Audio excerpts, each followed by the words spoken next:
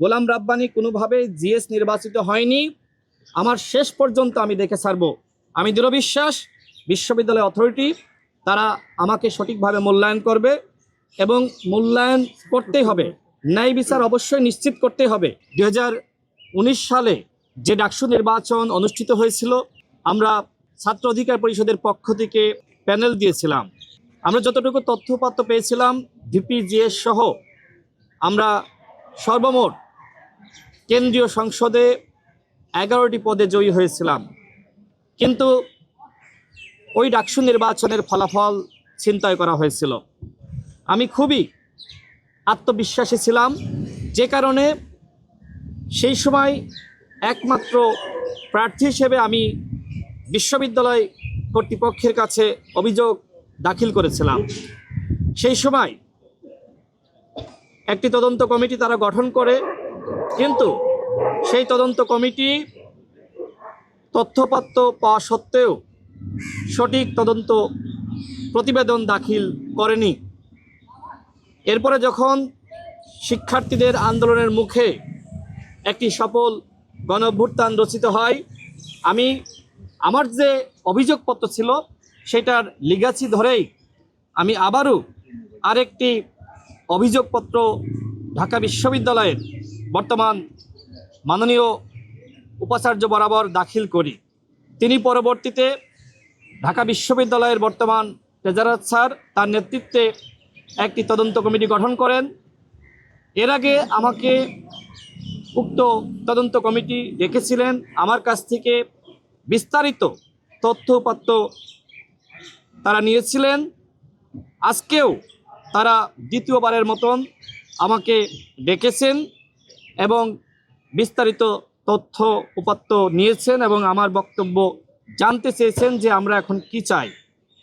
আমি যেটি বলেছি, যেহেতু গোলাম রাব্বানী ওই সময় অবৈধভাবে ছাত্রত্ব নিয়ে ডাকসু নির্বাচন করে, সুতরাং গোলাম রাব্বানীর ছাত্রত্ব বাতিল করতে হবে এবং তিনি কোনোভাবেই জিএস হিসেবে নির্বাচিত হননি। ঢাকা বিশ্ববিদ্যালয়ের শিক্ষার্থীরা আমাকে জিএস হিসেবে নির্বাচিত করেছিল, কিন্তু ওই সময় আপনারা খেয়াল করে থাকবেন যে তারা ফলাফল ঘোষণা করতে প্রায় ফজরের নামাজ পর্যন্ত সময় নেয়। এর পিছনে কি কারণ? এর পিছনে কারণ হলো যে শেখ হাসিনা কি চায়। শেখ হাসিনার চাওয়ার প্রেক্ষিতেই তৎকালীন উপাচার্য, সেই কুখ্যাত শিক্ষক নামের কোলাঙ্গার, আজকে বলতে বাধ্য হচ্ছে, সেই আখতারুজ্জামান শেষ রাতে একটি ফলাফল ঘোষণা করে এবং সেই ফলাফলে আমরা দেখি গোলাম রাব্বানীকে জিএস হিসেবে ঘোষণা করা হয়। যেহেতু আমি ভুক্তভোগী, আমি নির্বাচিত হওয়ার পরেও আমাকে মূল্যায়িত করা হয়নি, যে কারণে আমি বিশ্ববিদ্যালয় প্রশাসনকে জানিয়েছি ছাত্রলীগের যারা অবৈধভাবে ভর্তি হয়ে ডাকসুতে অবৈধভাবে ঘোষিত হয়েছে, অবশ্যই তাদের পদ বাতিল করতে হবে।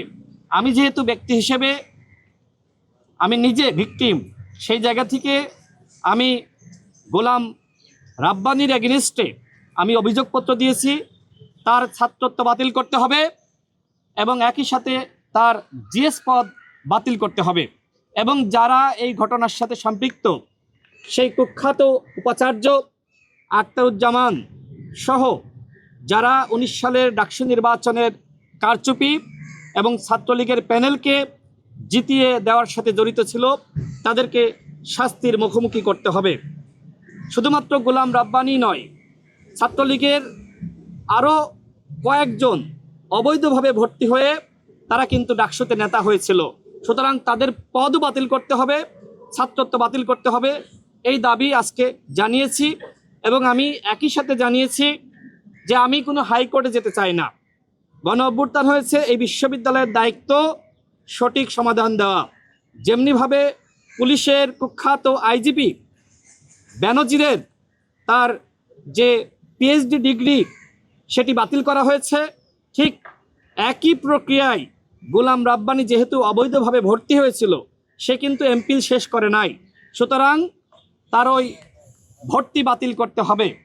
এবং আমি যেহেতু শিক্ষার্থীদের ভোটে নির্বাচিত হয়েছিলাম, আমাকে বিশ্ববিদ্যালয়ের যে আইন আছে সেই মোতাবেক মূল্যায়ন করতে হবে। এখন তো আমি আর জিএস পদে বসে আমি তো আর ওই দায়িত্ব পালন করতে পারবো না, কিন্তু আমি এই বিশ্ববিদ্যালয়ের শিক্ষার্থী, আমি মৃত্যুর আগ পর্যন্ত এই বিশ্ববিদ্যালয়ের সাথে সম্পর্ক রাখতে চাই। সুতরাং সেই মূল্যায়নের জায়গাটা যদি বিশ্ববিদ্যালয় কর্তৃপক্ষ তারা করে দিতে পারে, তাহলে এই বিশ্ববিদ্যালয়ের কল্যাণে আমরা কিন্তু জাতীয় পর্যায়ে থেকেও কাজ করতে পারবো। আমি সেই আহ্বান জানিয়েছি। আমার এই তদন্ত কমিটির প্রতি অত্যন্ত আস্থা রয়েছে। যারা দায়িত্বে রয়েছেন তারাও কিন্তু এই বিশ্ববিদ্যালয়ে বিভিন্ন সময় গণতান্ত্রিক আন্দোলনে আমাদের সাথে যুক্ত ছিলেন, তারাও এক প্রকার ভিকটিম। আমি আশাবাদী তারা আমাকে সঠিক মূল্যায়ন করবেন এবং 19 সালের ডাকসু নির্বাচনে যে কারচুপি হয়েছিল সেই বিষয়ে তারা একটি সঠিক বক্তব্য জাতির সামনে হাজির করবেন। আপনাদের কোনো যদি প্রশ্ন থাকে করতে পারেন, অন্যথায় আমার বক্তব্য মোটামুটি শেষ। জটিলতা কি দেখছেন সেই সময়কার ব্যালট বলেন বা ওই সময় কি হয়েছিল, সেই সময়কার সমস্ত আলামত ধ্বংস করে ফেলিয়েছে। কোনো কিছু নাই, না আছে ব্যালট পেপার, এবং ওই সময় যে সকল তথ্যপত্র তাদের কাছে ছিল সব কিছু কিন্তু ওই সময়কার যে প্রশাসন আখতারুজ্জামান সে কিন্তু সেই আলামত ধ্বংস করে ফেলিয়েছে। যদি নির্বাচনটা সঠিক হতো, যদি গোলাম রাব্বানী সঠিক প্রক্রিয়ায় জিএস হতো, তাহলে তো ওই আলামত ধ্বংস করার কোনো প্রয়োজন ছিল না।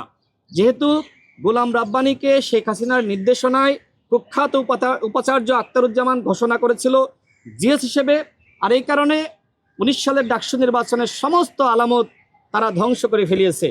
ওই সময় যিনি তদন্তের